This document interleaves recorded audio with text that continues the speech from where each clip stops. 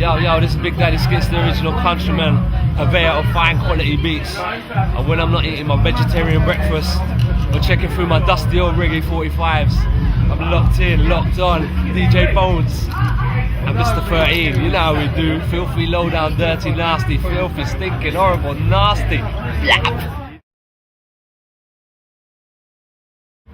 Alright, Mr. 13 on some more backstage action. I've got another UK vet alongside me here, man. Skitz up in the place, how you doing? Yes, brother. Yeah, it's brilliant to meet you, man. Yeah, perfect time to catch you for a little word, you know? I'm trying, mate, doing my thing. Yeah, man, putting out the music, cottage industry, struggling, juggling, everyday hustling. You know, this hip hop life is a hard life. Trust me, man. It ain't easy. I've been painting ceilings all week. Really? I'm there, man. Yeah, it's hard, mate. It's hard. But I got the album out finally. So that's it, Stick Man. Stick Man. That's out, it. man. Been 9 years. Out since right the last now. one. Yeah, out Really? right Has now. it been that long? Been 9 years, yeah. Wow. So what you been up to in that time, man? I kind of rested on my laurels for a little bit. Yeah. I had the one extra thing. Okay. And I kind of just sat back and chilled, really. Just like was on the road with Rodney P, doing a whole heap of things. And then when I got kicked off one extra, that was really the kick up the arse that I needed to actually get back in the studio. You know, and try so it's a blessing in disguise kind of thing. It was really, because I wouldn't have done it without. So yeah, apart from that, I've had a kid. Do you know what I mean? I'm fucking everyday living. And life takes over, innit? Life's hard, man. It's a juggle. So yeah. Yeah, man. Well, yeah, like definitely check out that new album, though. We're actually here. What's your mind, man? You're gonna jump on the stage real soon, isn't it? Yeah, gonna jump on stage. We're actually kind of might be preventing that, so we'll move on to the next question, man. Basically, you've been hitting hip hop from all different kind of angles. I know you done a bit of graffiti yourself. Did you not? Didn't you used to do? I started off from the graffiti. I was Skitz the writer long before I was Skitz the producer. That's what I'm saying. So you've done producing, DJing, spitting, and graffiti. Like what kind of breaking, order? Bro. I'm breaking. So he's hitting. Wow, I didn't even know about that. I was spinning on my head in Covent Garden like a long time ago. Yeah? I used to come up with a cruise from Bristol, innit? Wow, that all the London cruise, all the cruise in Bristol. So yeah, deep in this hip hop thing, man. So like, what kind of order did they happen in? And like, when did you start off? To be honest, it was breaking first. Yeah. Okay. Yeah, breaking first. I watched Wild Style in Bristol in about 1985. Right, okay. 1984 actually. 84, 85, something like that.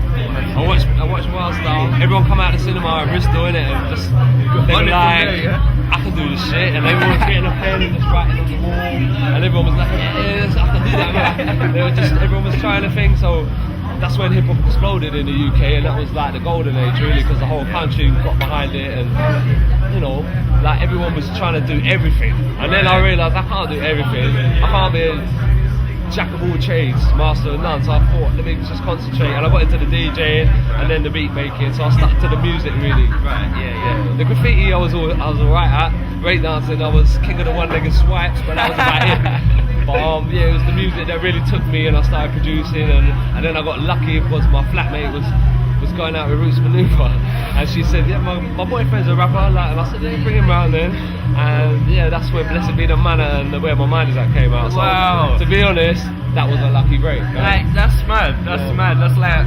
serendipity. So yeah, if my flatmate hadn't been going out with Roots Maneuver, I probably would be just a builder. Who knows, bro? I would probably just be a builder. Who knows, man? So yeah, obviously you've been doing this a little while, man. We like to ask the artists, like, what's your biggest pleasure in playing in the game, man?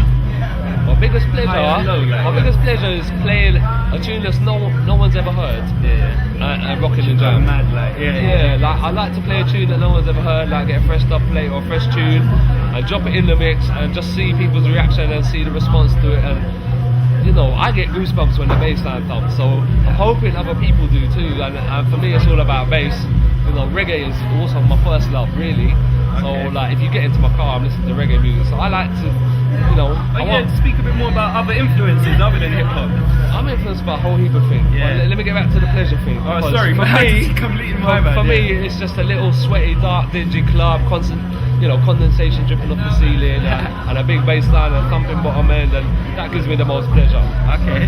The most pain is seeing half of the shit that's out here right now, and people that don't respect the true elements and talk bullshit and don't walk the walk, and they're talking the talk and just fake the funk really, and follow formula and don't follow fashion, and really are individual and creative, and you know, don't follow their own path and not true to themselves. That's my biggest pain. And that's what gets me. Like, when you see people just copy copying and copycat. The biggest thing is just to be true to yourself, and I think you will find your footing and move forward if you do that. Might take a while, but you will. There you go, some good advice right there, man. Yeah, so sorry to jump in on you, but if you can talk about other influences other than hip hop, you talk a bit about reggae there, other stuff like maybe like what you feeling of the new stuff like dubstep and stuff, liking that. I mean, I'm a man that's open to a lot of things. Yeah. And I'm like, you know, I've always been into revolutionary music.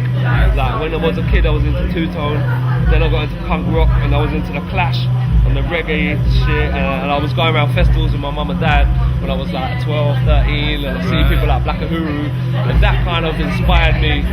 And that whole revolutionary spirit and the politics and actually saying something and trying to influence people with your music, I think is important. There's, you know, it's a balance because you can have the party shit and the club shit, but for me, you know, it's nice to inspire people and try and say something, man. No point in talking loud and saying nothing. Like, it really ain't.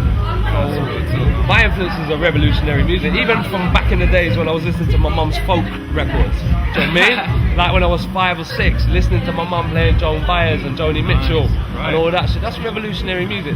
So, you know, folk music, funk, reggae, punk, hip hop. For me, it's all got that spirit, that kind of like revolutionary spirit, and that's what I try and keep hold of. Do you know what I mean? Yeah. But can you remember like the first album you ever bought? I know like we get people scratching their head on this one. It's I know exactly what it is. Yeah, you know it? Okay. Yeah. My first album I ever bought was ABBA, Arrival.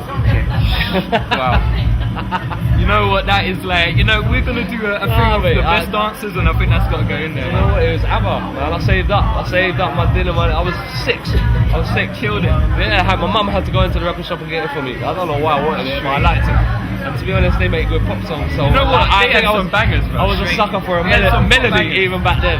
But then I got into things like the jam and the specials, and yeah, that didn't last long. The ABBA period. All right.